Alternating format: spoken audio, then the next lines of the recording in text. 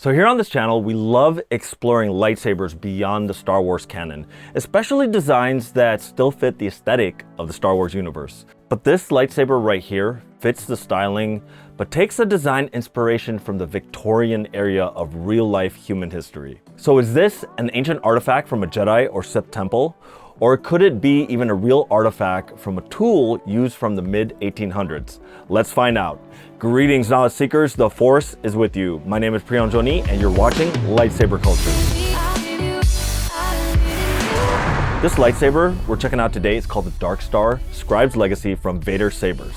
The name and the Victorian floral swirl etching really spells out ancient artifact with the saber. Because it is loaded with an Neopixel V4 Pro board, I believe this design came from the TXQ factory and wholesaler. Lightsaber wholesalers are generally who design and build the saber, and they're sold and branded by individual resellers like Vader Sabers. Huge thanks goes out to Vader Sabers for sending this lightsaber. I'm an affiliate partner with them, so this video will serve as a demo. Use my discount code PriyanJoni to get 5% off this or any lightsaber from Vader Sabers. And if you end up enjoying this video, don't forget to like, subscribe, and hit that bell icon. Doing so helps reach out to the force of the algorithm to share this with more folks like you, helping our channel grow. So first, let's go over the different options for this lightsaber. The hilt is available in both silver, which we have here, or electrum, which is a gold color. Eco baselit with an in-hilt LED goes for $209. For the Neopixel tiers, the Neopixel V4 Pro goes for $259, which is the one we have here. And the top tier Profi 2.2 goes for $289. And you have your choice between a 32-inch or a 36-inch blade. And remember, this is all before the 5% off with my affiliate discount code. The baselit is the cheapest and the most lightweight. The Neopixel V4 Pro gives you the most customizing options, including Bluetooth. And Profi has the most advanced blade animations. If you plan to spin your saber, I recommend the 32-inch blade, whether it's a baselit, empty tube, or a Neopixel blade. Prices are subject to change, and if you live in the United States, imperial trade tariffs may apply. As you can see, this is a simple saber design with really nice etching all around. The pommel has a D-ring, which you can use to mount your saber, especially on a belt. The grip section has a smaller diameter, which is super comfortable to grip. The button section has a single button control with an LED indicator. And the emitter section is really simple, with a few see-through holes on the design that the blade can shine right through. There are no sharp edges on this at all. Even with the etching, it's really smooth, but the etching does provide a little bit of grip. When I look at the hilt, I'm immediately drawn to the idea of something that you'd find in an old temple, a forgotten relic from a time long past. What surprises me about this hilt is that it doesn't actually feel as heavy as it looks. Like, it uses an efficient amount of aluminium. So let's weigh this and find out what the weight is. 0.73 of a pound, so just under a quarter of a pound. Let's see what this is in ounces. 10.62 ounces. And for metric, it's 0.301 kilograms. Now let's look inside what the core looks like. I'm going to remove it from the grip section. I can remove it from the pommel too, but the grip will expose the core more. So it's pretty much your standard chassis that's in there, and it's held by a set screw right here. What's nice is I don't have to remove the entire core to charge it because there is a USB charging port right there. But if I do plan on replacing the battery, then I have to remove the entire core. The SD card slot is also exposed here, so if you wish to change your sound fonts, you can just remove this card from here. So now let's check out what's inside the box. Now you'll have to forgive me because the box kind of got beat up during transit, but everything inside was fine.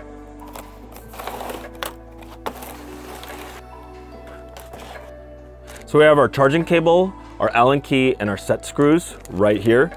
And it'll be a good time to remind you that only charge this with a USB charger that is no more than 5 volts. Otherwise, you could fry your board.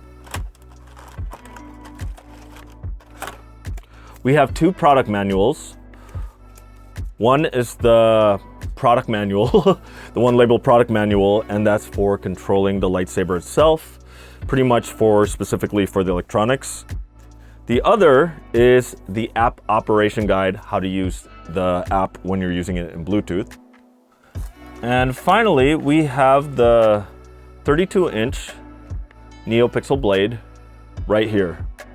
So I apologize for the ugly box, but subtracting the work mat and the lightsaber stand, this is everything it comes with. So now let's install the blade. All right, let's power this on, but I'm gonna lower the volume. Volume high. Volume low. All right, here we go. Oh, look at that. Ancient Sith Lord lightsaber.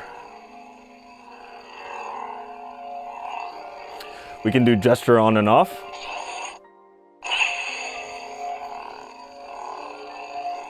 Let's change the color. Wow, that looks so cool in green. Oh my gosh. That's a light side of the Force. An old Jedi lightsaber. I'm gonna keep it on this one. This looks really cool.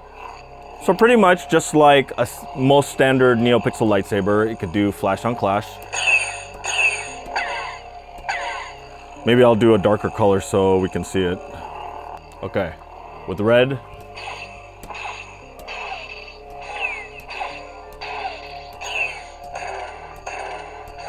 That looks so cool.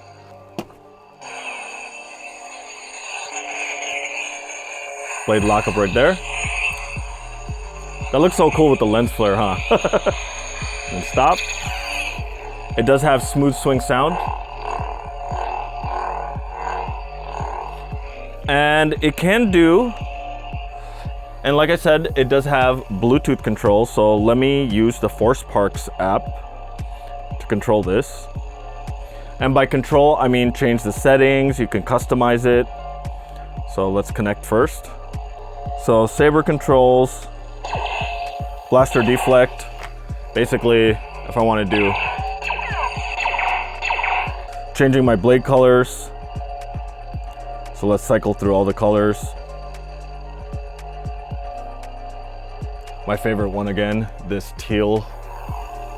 That just looks so nuts. Now, if I change the sound fonts,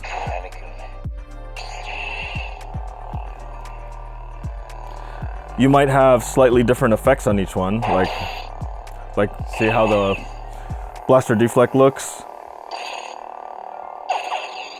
The stab kind of looks like a bolt. Now I can change the blade effects here as well. Blade rainbow. Look at that rainbow effect. You probably can't really tell. It just looks blue on the screen, but there's a multicolor thing going on right now. Blade infinite. This one's more of an all colors thing. Blade blade. Ooh, I love how that looks. It looks really unstable. Blade 4. Blade 3. I'll keep it on blade 3 because that just looks really cool. Now, one of my favorite things about using the Force Parks app is being able to change certain blade effects, like the flicker on here, like this one called Stable with Flicker. It's just a really, really subtle, like the flicker's there, but it's so subtle, kind of like how it appears in the original trilogy. And what's cool is if I mark it, I can add it to the options when I'm going through all the blade styles. And other things you can do is changing the boot effect. So Hunter ignition. the hunter effect looks like that. Cross ignition. That's cool. Third ignition.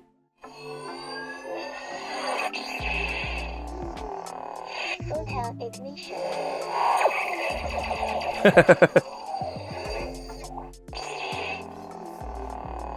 Broken ignition.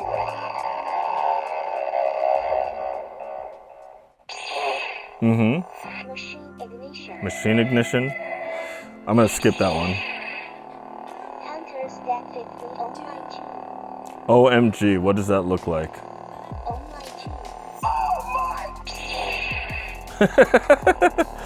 Okay. Static ignition. Standard ignition. We'll keep it at standard. A lot of these are really fun, but not very Star Wars like. So Now that we got that down, let's take this outside.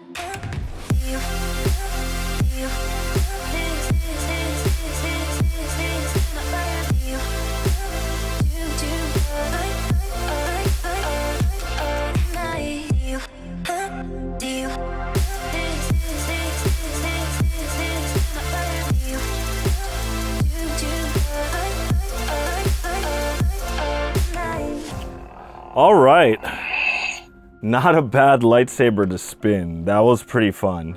It's not, now I've had lighter hilts, but it is definitely fun to spin. Definitely a lightsaber that you can cosplay as well because the design is just beautiful, that Victorian swirl. And I forgot to mention this, I love how secure the blade is. No wobble, or if there is a wobble, you really have to wheel it. So it's really well in there because it's a deep cavity. So I could honestly recommend this lightsaber for cosplaying because it looks great. Also because it's lightweight. And because it's lightweight, it's great for spinning. And no sharp greeblies on it. This might even be good for dueling or even like doing competitions, you know, combat. And don't forget, we got a discount code for you, Prionjoni, if you wish to pick this up. Now, if you want to see a bride and groom do a lightsaber duel at their wedding, check out my wedding video right here.